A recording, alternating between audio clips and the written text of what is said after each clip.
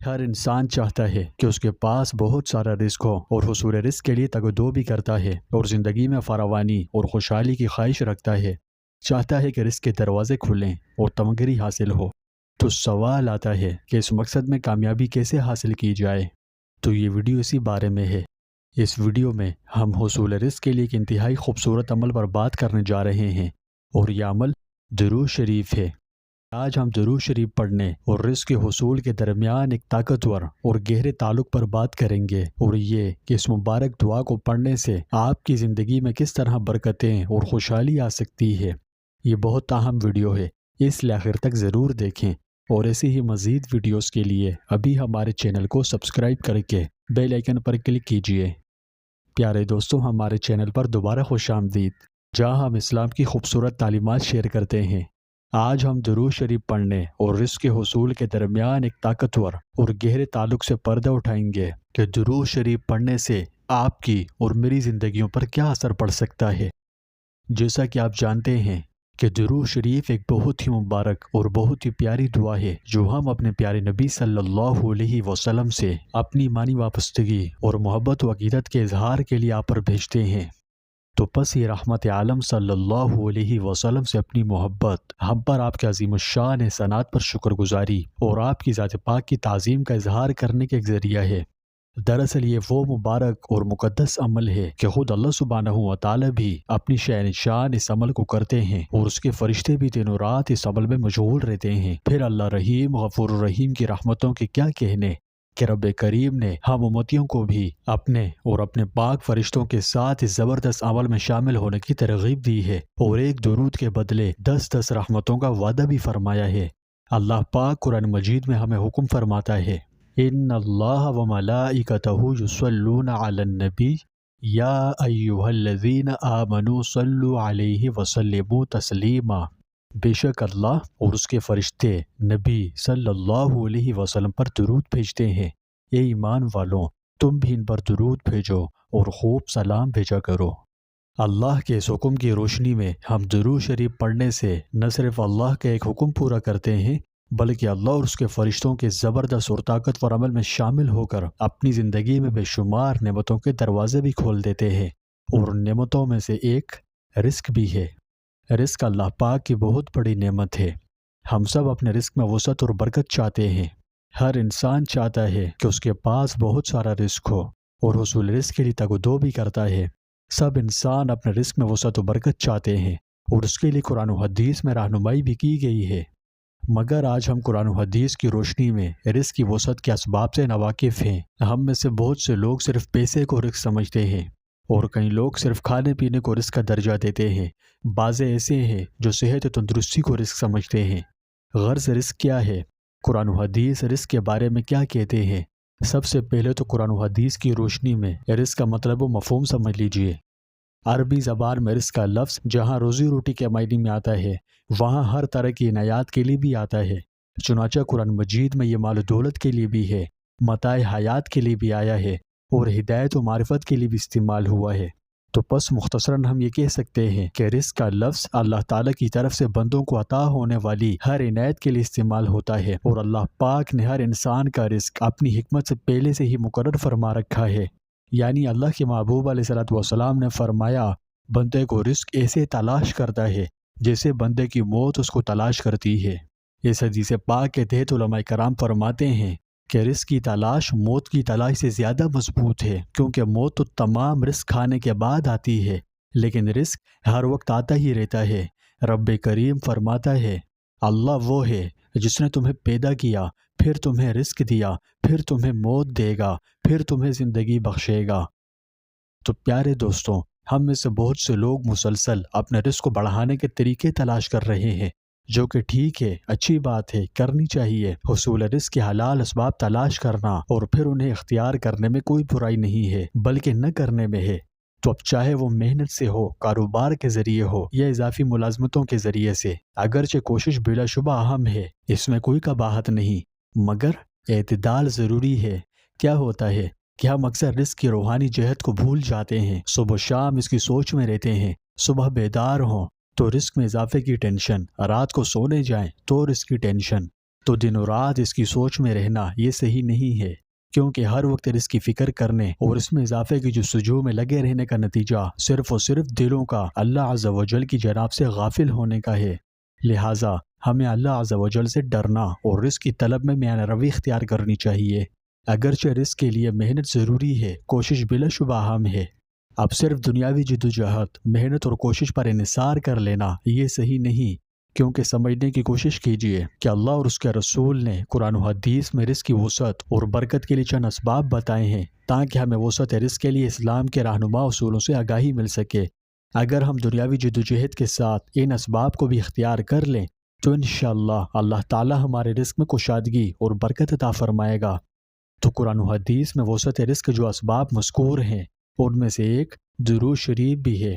یہ ایک طاقتور روحانی ذریعہ ہے جو ہماری زندگیوں میں برکتوں اور رزق کی فراوانی کو براہ راست متاثر کر سکتا ہے، وہ ایسے کہ یہ اللہ کی رحمت حاصل کرنے کا بڑا مؤثر ذریعہ ہے۔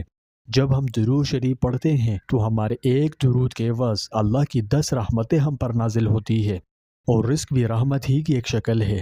تو نبی کریم صلی اللہ علیہ وسلم پر درود شریف بھیج کر ہم اللہ کی رحمت کو اپنی زندگیوں میں دعوت دیتے ہیں، کیونکہ اللہ کے محبوب علیہ الصلوۃ والسلام نے فرمایا جو مجھ پر ایک مرتبہ درود پڑھے گا اللہ تعالیٰ اس پر 10 رحمتیں نازل فرمائے گا۔ تو پیارے دوستوں، اب یہ بھیجنے والے پر ہے، یعنی جتنا چاہے زیادہ بھیج کر زیادہ رحمتیں حاصل کرے۔ دوسری بات، آج ہم انسانوں کو جو مسائل درپیش ہیں، جن چیلنجز کا سامنا ہے، وہ ہماری گھریلو پریشانیاں اور معاشرتی الجھنیں ہیں۔ ہم پریشانیوں کے جال میں جکڑے ہوئے ہیں، ایک سے نکلیں تو دوسری میں مبتلا ہو جاتے ہیں، اور مسلسل اس حالت میں رہنے کے بعد سکھ چین کے لیے بےتاب ہو جاتے ہیں، ذہنی و قلبی سکون چاہتے ہیں اور اس کے لیے در در کی ٹھوکریں کھاتے ہیں، لیکن ہاتھ کچھ نہیں آتا۔ تو میں آپ کو بتانا چاہتا ہوں کہ طمانینت قلب کا بڑا مؤثر ذریعہ درود شریف ہے۔ اس مقصد کے لیے درود شریف ایک مؤثر علاج ہے۔ اس کا ورد دل و دماغ کو پریشانیوں اور غموں سے پاک کر کے اللہ کی رحمتوں کے قریب لے آتا ہے۔ جنہوں نے اس کا ورد کیا وہ اپنا تجربہ شیئر کرتے ہوئے کہتے ہیں کہ ہماری زندگی اجیرن ہو گئی تھی، دل ہر وقت پریشان رہتا اور دماغ پر عجیب سا بوجھ محسوس ہوتا تھا، اور ایسا کیوں تھا اس کے پیچھے کوئی وجہ بھی معلوم نہیں ہوتی، یعنی بغیر کسی وجہ سے دل ہر وقت اداس اور دماغ بوجھل محسوس ہوتا۔ کوئی کام کاج کرنا چاہیں تو کسی کام کو دل ہی نہیں کرتا، اندر اندر سے کچھ خالی خالی لگتا، اور وجہ بھی پتہ نہیں ہوتی کہ ایسا ہے کیوں، کیا وجہ ہے۔ نہ کسی سے بات کرنے کو دل کرتا، بس تنہائی میں بیٹھو تو بنا کسی وجہ کے اداسی محسوس ہوتی، آنسو بہنے لگتے، دل و دماغ پر بہت بوجھ محسوس ہوتا۔ تو خیر جب سے حضور اقدس صلی اللہ علیہ وسلم پر درود شریف پڑھنا شروع کیا تو پریشانیاں دور ہوتی رہی اور غموں سے نجات مل گئی، مشکلات آسان ہوئی اور دل کو راحت و سکون ملنا شروع ہو گیا۔ اب وہ اتنے حیرت انگیز فوائد کے پیچھے کی وجہ پوچھتے ہیں تو ان نادانوں کو کیا معلوم کہ جیسے جسم کی ضروریات ہیں ایسے ہی جسموں میں روحیں بھی ہے، اس کی بھی ضروریات ہوتی ہے۔ جیسے جسم کو بھوک لگنے پر کھانے کی حاجت ہوتی ہے، پیاس لگے تو پانی، سردی لگے تو لحاف، اور گرمی محسوس ہو تو ہوا کا انتظام کیا جاتا ہے، اسی طرح اللہ پاک نے جسموں کے اندر روح بھی رکھی ہے۔ جسم کی طرح روح کو بھی کھانے پینے اور دیگر ضروریات کی حاجت ہوتی ہے۔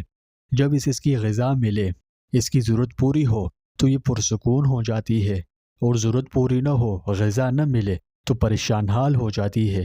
تو روح کی غذا اور ضرورت روحانیت میں ہے۔ روحانیت ایک بہت بڑی کائنات ہے جسے ہم عام انسانوں کی عقلیں پوری طرح سمجھنے سے قاصر ہیں۔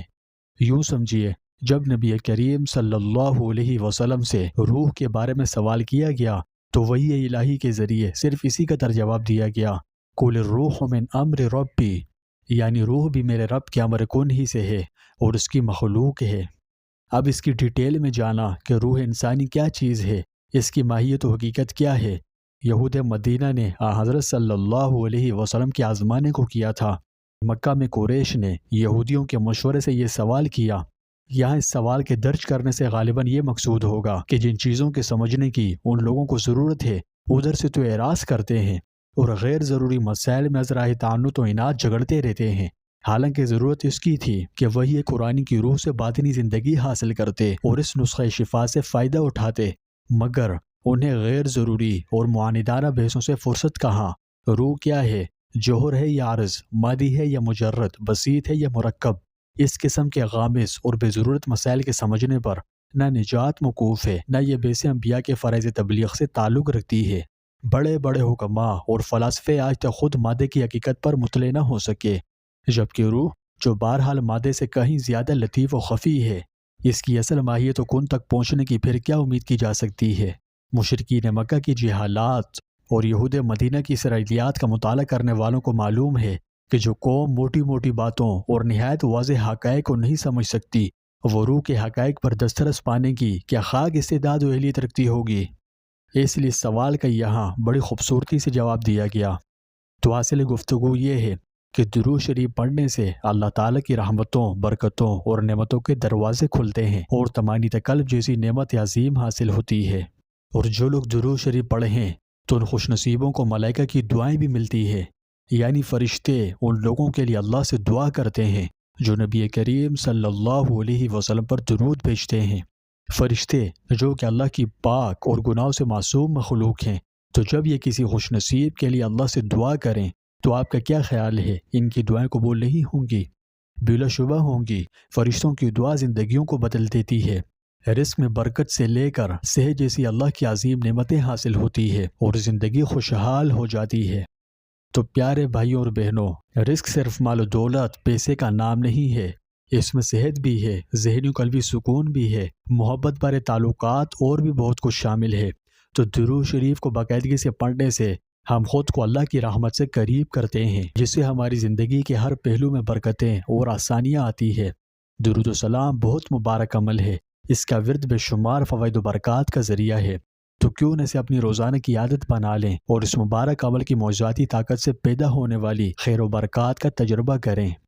اگر آپ کو یہ ویڈیو اچھی لگی، کچھ سیکھنے کو ملا، تو ہمارے چینل کو لائک، شیئر اور سبسکرائب کرنا اور گھنٹی کو دبانا نہ بھولیں، اور درود شریف کی برکات کو پھیلانے کے لیے اس ویڈیو کو زیادہ سے زیادہ شیئر کیجیے۔